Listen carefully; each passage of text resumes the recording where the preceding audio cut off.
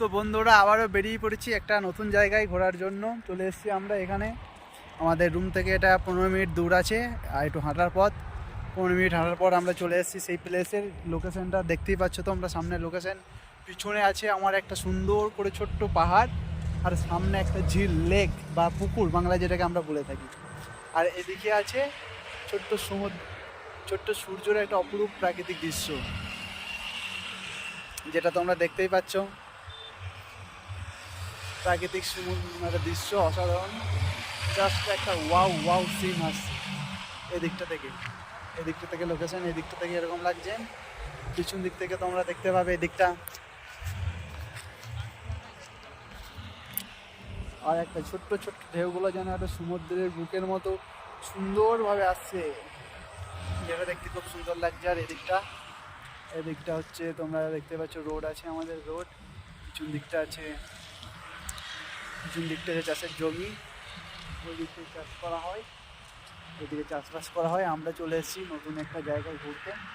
এই হচ্ছে ওই জায়গা। এ হচ্ছে একে সঙ্গে করে নিয়ে এসে।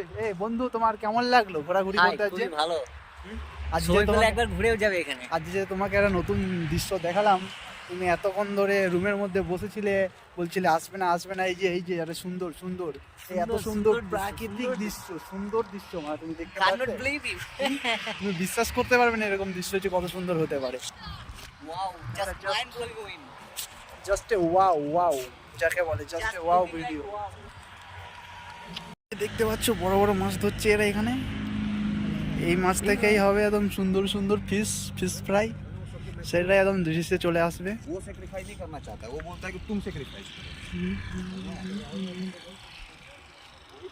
এটা একটা অসাধারণ প্রাকৃতিক দৃশ্য তোমরা দেখতেই পাচ্ছ বন্ধুরা, সুন্দর, যেটা সপ্তাহে 6 দিন কাজ করার পর একদিনের যে ফাঁকা সময়, সেই সময়টা যদি এরকমভাবে কাটে তাহলে মনে হয় না যে 7টা দিন আমাদের কোনো কষ্ট হয়েছে।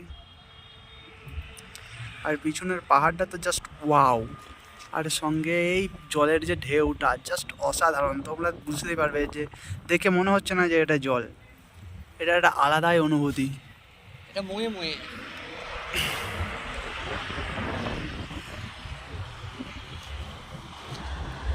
আর একটু এগিয়ে দেখাবো, এদিকটা তো দেখতেই পাচ্ছ সমুদ্র মনে হচ্ছে বাতাসের মধ্যে মিশে গিয়েছে, জলের মধ্যে মিশে গিয়েছে।